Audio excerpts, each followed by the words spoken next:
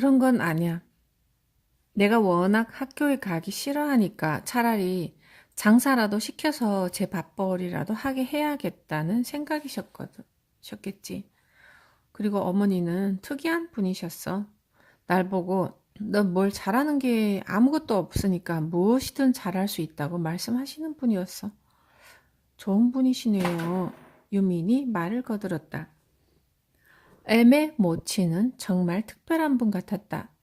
특출나게 잘하는 게 지금은 없지만 그러기 때문에 뭐든 잘할 수 있다는 말은 최상의 격려이자 사랑의 표현 같았다.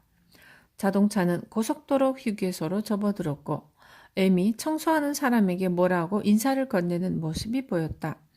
편의점에서 음료수를 사들고 온 유미는 애미에게 뭐라고 말했는지 물어보았다. 늘 깨끗이 청소해 주셔서 우리가 즐거운 여행을 할 수 있습니다. 고맙습니다. 라고 했지. 그러고 보니 M은 톨게이트에서 고속도로 요금을 받는 사람에게도 늘 고맙다는 인사를 빼먹지 않았다. M은 부자이면서도 누구에게나 겸손했고 고마워했다. 도중에 M의 휴대폰이 울린 적이 있었는데 곁에서 듣자니 아마 사업상의 일로 곤란한 문제가 생긴 것 같았다. M의 표정이 일순 굳어지는 게 보였고 M은 갑자기 한숨을 쉬듯이 긴 호흡을 내뱉으며 재밌는 일이 생겼어 라고 말했다. 유민이 무슨 문제가 생겼나 보죠? 라고 묻자 M은 응, 그러니까 재밌지? 라며 대답했다. 혹시 문제나 고비를 만나면 걱정하고 고민만 하지 말고 재미있다고 말해봐. 그게 무슨 뜻인데요? 가희가 물었다. 그러면 문제나 고비가 꼼짝 못해. 결국은 우리가 이기는 거야. M은 아무리 봐도 특별한 사람인 것 같았다. 자동차가 휴게소를 벗어나 고속도로에 다시 진입했을 때 유민이 M에게 물었다. 중학교를 졸업하고 바로 일을 시작하신 건가요? M이 유민을 살짝 쳐다보고는 대답했다. 응, 16살 때였지. 어머니가 장사하는 모습을 쭉 봐왔던 터라 별다른 두려움은 없었어. 처음 장사를 배울 때 어머니는 이런 말씀을 해주셨지. 행복하려면 경제적인 자립을 해야 한다. 경제적 자립이 행복의 기초란다. 자본주의 사회에선 돈이 꼭 필요하고 내 힘으로 하루 세 끼를 먹지 못하면 불행해질 수밖에 없어. 사막에서 돌을 닦는 수도승이야 신을 찬미하고 헐벗은 생활을 할 수 있지만 보통 사람들은 자신의 삶을 스스로 돈을 벌어서 해결해야 해. 그러고 나서야 비로소 다른 사람의 행복을 빌어줄 수 있단다. 유미는 고개를 갸우뚱거렸고 경제적 자립과 행복의 상관관계가 다소 모호하게 들렸기 때문 애미 그런 유민의 모습을 보았는지 이야기를 이어갔다. 돈을 번 다음에는 돈이 없는 사람을 무시하지 마라. 어머니는 이 말을 강조하셨어. 돈을 버는 목적은 돈을 자랑하기 위해서가 아니다. 돈을 벌면 돈이 없는 사람에게 돈을 버는 방법을 가르쳐 줘야 한다. 행복은 나누어야 두 배로 돌아온다고 말이야. 이야기를 듣고 있던 가희가 물었다. 어린 나이에 장사하려면 힘든 일도 많았을 텐데요. M은 아니라는 듯 즉각 대답했다. 아니야. 어머니가 가르쳐준 대로만 하니까 돈은 술술 풀렸어. 술술 벌렸어. 뭐라고 가르쳐 주셨는데요? 돈을 벌었다는 말에 호기심이 담긴 유민이 물었다. 먼 손님을 바라보지 말고 내 눈앞에 있는 손님한테 최선을 다하라. M은 일기일회라고 말했다. 일기일회는 다도에서 유래된 말로 처음 만나는 사람이라도 그날이 마지막이라고 여기고 상대방에게 정성을 다하라는 의미이다. 하긴 오늘 말고 영원히 볼 일이 없으면 싫어할 이유도 미워할 까닭도 없다. 내 가게는 손님이 없어 파리를 날리는데 건너편 가게는 손님이 줄지어 들어간다고 가정해봐. 대개는 건너편 가게를 부러워하면서 한숨만 쉬거나 일손을 놓곤 하지만 어머니는 자기 가게를 찾아와준 단 한 사람의 손님한테 최선을 다하는 서비스야말로 돈을 버는 지름길이라고 하셨어. 아, 일기일회가 그런 뜻이군요. 가희가 이해한다는 듯 고개를 끄덕였다. 일기일회는 단 한 사람의 손님 뒤에 보이지 않는 1000명의 손님을 바라보는 마음 자세야. 다시 말해, 눈앞의 손님은 단 한 사람이지만 그 뒤에 올 1000명의 손님에게 하듯이 정성 들여 서비스하라는 말이지.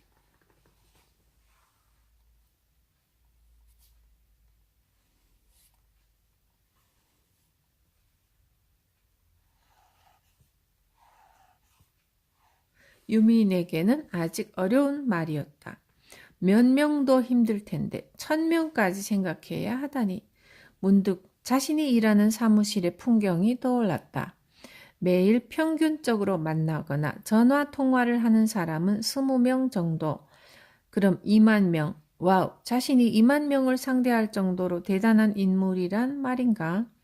유미는 M에게 가장 궁금한 점을 물었다.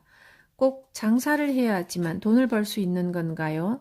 어려운 질문에는 늘 답이 준비된 사람처럼 M이 이번에도 간단하게 말했다.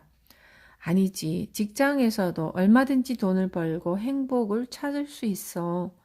자기가 하는 일에 보람을 느끼고 그 일을 통해 돈을 벌면서 경제적 자립을 한다면 그것으로도 가치 있는 일이야. 늘 웃는 얼굴로 고객을 맞고 일을 할 때 최선의 결과물을 내놓고 밝은 얼굴로 상사를 대하고 회사가 자신에게 무엇을 기대하는지 미리 고민한 뒤에 즉각 실행에 옮기면 직장에서든 장사를 통해서든 누구나 경제적 자립을 이루며 행복을 찾을 수 있지. 너무 일방적인 말이잖아요. 유민이 투정을 부리듯 중얼거렸다. 애미 알겠다는 듯 넉넉한 웃음으로 유민을 바라보았다. 그 쉬운 일을 실천하는 사람이 적기 때문에 이 세상에 성공하는 사람이 많지 않은 거야. 그날 드라이브를 하면서 M은 자신의 성장 과정을 조금 더 이야기해 주었다. M은 오남매 중 막내로 아버지는 돈벌이라고는 해본 적이 없고 늘 집을 비웠다고 한다. 집안 살림은 모두 어머니가 꾸렸고 M의 어머니 또한 장사로 성공한 분이셨다. 그래서 M에게 아버지는 늘 열외의 사람이었고 M의 어머니는 장사를 하면서 다른 사람에게 성공적인 장사 수완을 많이 가르쳐 주었지만 막상 자신의 남편만큼은 뜻대로 되지 않았던 모양이다. 하긴 당시의 시대 상황이라면 여자의 말을 남자가 순순히 들어줄 리가 없었을 것이다. M은 어머니의 몇 가지 가르침을 꾸준히 실천하다 보니 부자가 되었고 이제는 필요한 사람에게 그 가르침을 나누어 주는 중이라고 덧붙였다. 집에 돌아온 유미는 M의 이야기를 곰곰이 되새겨 보았다. 특히 경제적 자립이 행복의 기초라는 말이 머릿속에서 쉬이 떠나지 않았고 유미는 회사를 다니고는 있지만 편하게 열심히 일한 적은 없었다. 그저 생활비나 기타 잡비를 위해 아침에 눈을 떠서 억지로 출근하는 일이 다반사였다.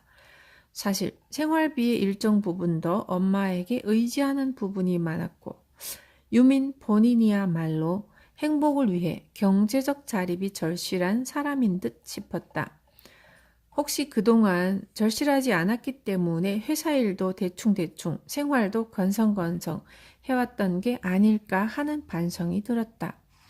변화가 필요하다는 것을 인식하면서도 어느 하나 행동에 옮기려고 하지 않았던 스스로가 부끄러웠다.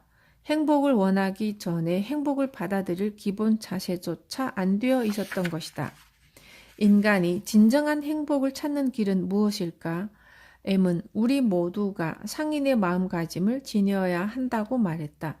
미국은 중동 지역에 자동차를 팔고 중동은 미국에 기름을 판다. 세계 어떤 나라든 다른 나라와 서로 수출하고 수입하기에 상대 국가가 귀중한 고객이다. 그런 사고방식을 가지면 고객에게 미사일을 쏠 수가 없을 것이다. 직장인도 자신이라는 상품을 회사에 팔고 있다고 생각한다면 회사에 관련된 모든 사람들이 결국 자신의 고객임을 깨달을 것이다.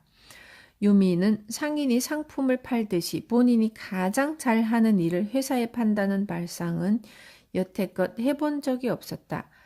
그런 생각에 입각한다면 유민의 1차적인 고객은 회사 동료, 거래처 사람들이다. 유민은 다시 한번 자신에게 물어보았다.